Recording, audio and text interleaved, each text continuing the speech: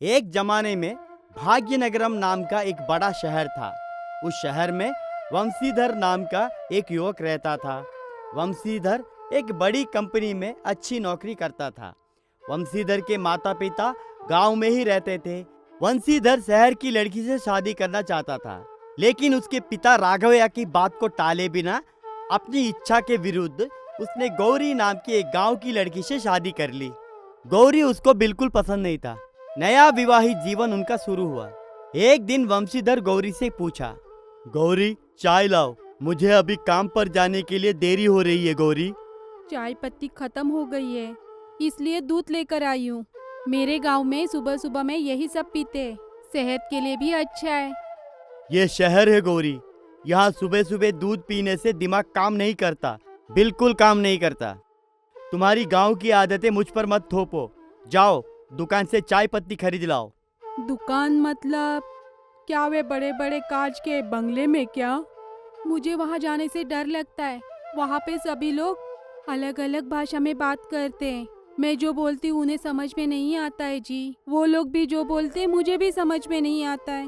हे भगवान, इतनी भोली लड़की मेरे गले बांध दी। खैर रहने दो, मैं रास्ते में चाय पी लूंगा। तुम घर पर ही रहो, कहीं मत जाओ। अगर कोई दरवाजा खटखटाए तो मत खोलना। वंशीधर गुस्से में चला गया। गौरी की आंखों में आंसू आ गए। वो बहुत उम्मीद के साथ अपने पति की सेवा करने आई थी, लेकिन उसे समझ आ गया कि उसे उसका गांव वाला व्यवहार बिल्कुल पसंद नहीं आ रहा है। दिन बीत रहे थे। एक शाम गौरी चटनी बनाने के लिए सिलवटे पर मिर्च पीस रही थी। पास के घर से पड़ोसी वंशीधर के पास आए और वो वंशीधर से शिकायत किए, गौरी तुम्हें कितनी बार बताऊं, ये गांव नहीं है, यहाँ पड़ोसियों को परेशानी नहीं होनी चाहिए। क्या मैंने तुम्हें उस पत्थर के सिलवटे को इस्तेमाल करने के लिए मना नहीं किया था? वो ओखली में कूटने से चटनी को स्वाद आता है जी। मुझे लगा आपको पसंद आएगा, इसके लिए। मुझे कुछ पसंद नहीं है। मुझे स्वाद नहीं, शांति चाहिए।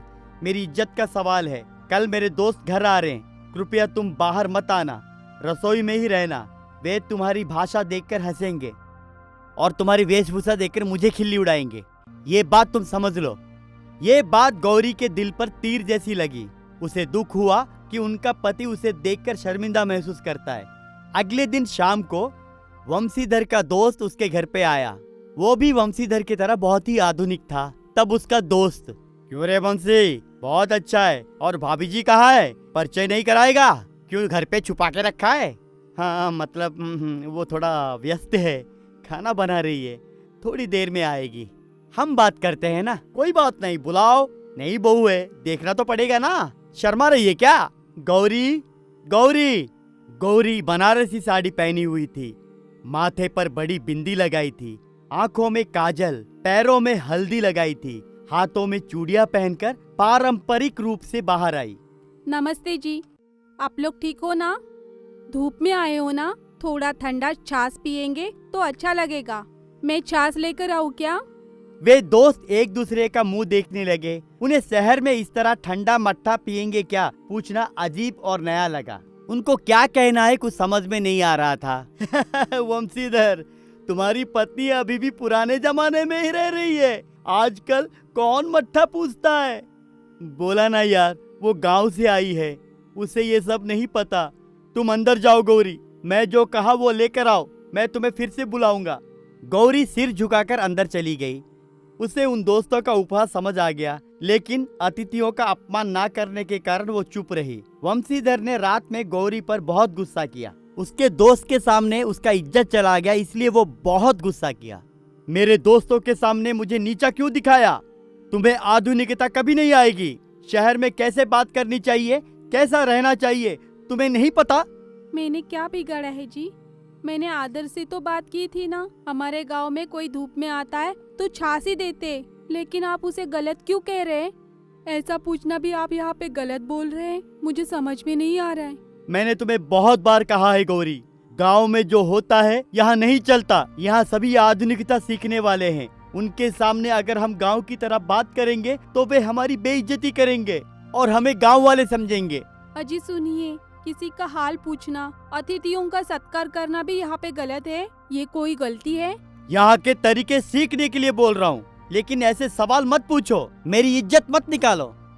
वंशीधर वहां से चला गया। गौरी वहीं दुखी होकर खड़ी रही और सोच में गिरी। एक दिन वंशीधर के कार्यालय में एक महत्वपूर्ण घटना घटी। वंशीधर के मालिक जगन्नाथ राव बहुत बड़े धनवान थे। उन्होंने अपनी बेटी के विवाह संबंध के विषय में बात करने के लिए एक जमींदार को अपने घर पर बुलाया। तभी वंशी से उन्होंने कहा, वंशी, शाम को हमारे घर पर भोजन पर पूरे परिवार के साथ आना। वो जमींदार भी पूरे परिवार के साथ आ रहे, सब मिलकर बातचीत करेंगे।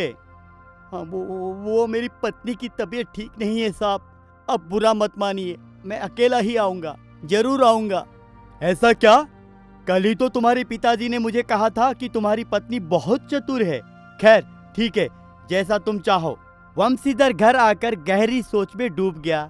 गौरी को अगर लेकर जाएगा तो वहां पे अगर वो कुछ कर दी तो उसकी इज्जत जाएगी करके सोच में गिर गया। अगर लेकर नहीं जाऊंगा तो मालिक गुस्सा करेगा, उसका भी डर था। और आखिर में गौरी को लेकर जाने का फैसला उसने किया।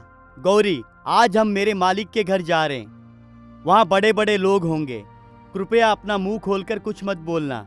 मैंने जो कहा है वही करना। अगर कोई कुछ पूछे तो बस सिर हिला देना, अपनी गांव वाली भाषा में बात मत करना। ठीक है जी, मैं चुपचाप ही रहूंगी। आपकी प्रतिष्ठा को कोई भी आज आने नहीं दूंगी।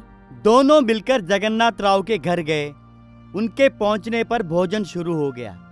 मेज पर तरह तरह के व्यंजन थे, लेकिन जमींदार को कुछ भी पसंद नहीं आ रहा था। उनका चेहरा बिगड़ा हुआ था। जगन्नाथ राव जी, सब कुछ बहुत अच्छा है, लेकिन पता नहीं क्यों आज मेरा स्वाद ठीक नहीं है। ये मसाले, ये तेल, ये हम नहीं खा सकते। अगर कुछ घर का जैसा खाना, स्वादिष्ट खाना होता तो वो अच्छा होता ना। अरे रे, रसोइया को बुलाकर कुछ और बनवा लेते हैं। क्या चाहिए बताइए?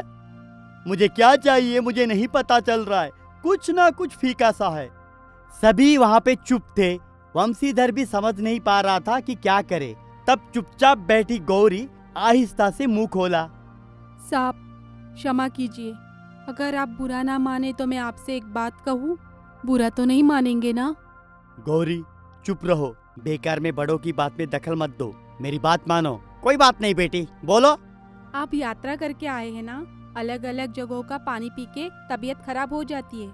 हमारे गांव में भी ऐसी स्थिति है। हम लोग गांव में गर्मा गर्म चावल के ऊपर दाल और उसके ऊपर घी डाल के अचार के साथ खाते हैं।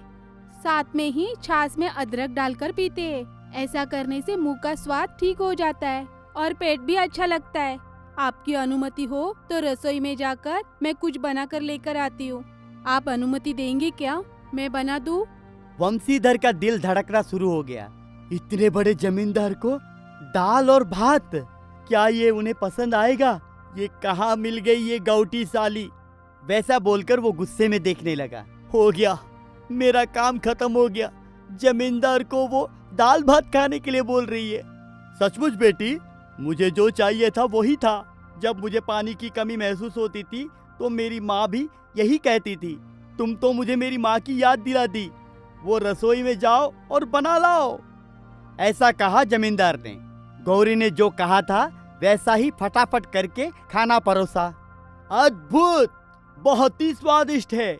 आज तुम्हारे हाथ का बना हुआ खाना मुझे हमेशा याद रहेगा। इस खाने में शहर की चकाचौंध में ना मिलने वाली आत्मीयता और स्वाद है। तुम्हारा पति तो बहुत भाग्यशाली है। इतनी अच्छी पत्नी मिलना एक वरदान होता है। वंशीधर, तुम तो बहुत भाग्यशाली हो। वंशी, तुम्हारी पत्नी बहुत समझदार है।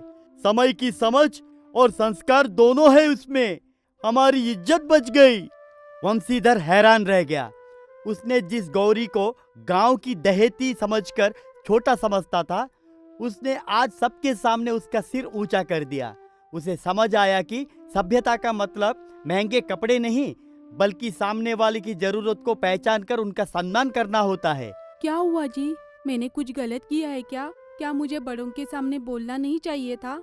नहीं नहीं, ऐसा नहीं गौरी। नाराजगी तुम पर नहीं, मुझ पर है गौरी। इतने सालों से मैं शहर की चकाचौंध में खोकर असली मूल्यों को भूल गया था। मिट्टी से जुड़े लोगों की महानता को पहचान नहीं पाया। आज तुमने मेरी आंखें खोल दी। गौरी तुम महान हो।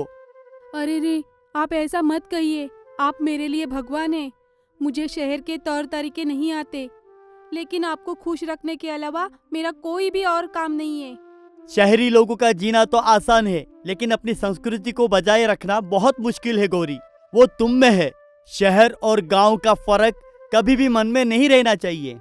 आज से मैं तुम्हारी इज्जत करूंगा और तुम्हें कभी नीचा नहीं देखूंगा। तुम अपने मन मुताबिक रहो। आज से वो सिलवटे का आवाज भी मुझे संगीत के जैसा लगने लगेगा। अगले दिन रविवार है। वंशीधर ने खुद जाकर गौरी के लिए उसकी पसंदीदा पिटुआ की पत्तियां लेकर आया। गौरी, आज तुम गाजर का हलवा बनाओ। मैं पास बैठकर देखूंगा। उस शहर के खाने से मुझे ये ज्यादा अच्छा लगता है। तुम्हारे हाथों का खाना ही मेरे लिए आनंद है और स्वाद भी है। उस दिन से उनके जीवन की एक नई शुरुआत हुई। वंशीधर ने शहर के घमंड को कम किया और गांव की शांति का आनंद लेना सीखा। गौरी भी धीरे धीरे शहर के तौर तरीके सीखने लगी, लेकिन अपनी ग्रामीण आत्मा को खोए बिना वो सभी के साथ मिलजुल कर रहने लगी।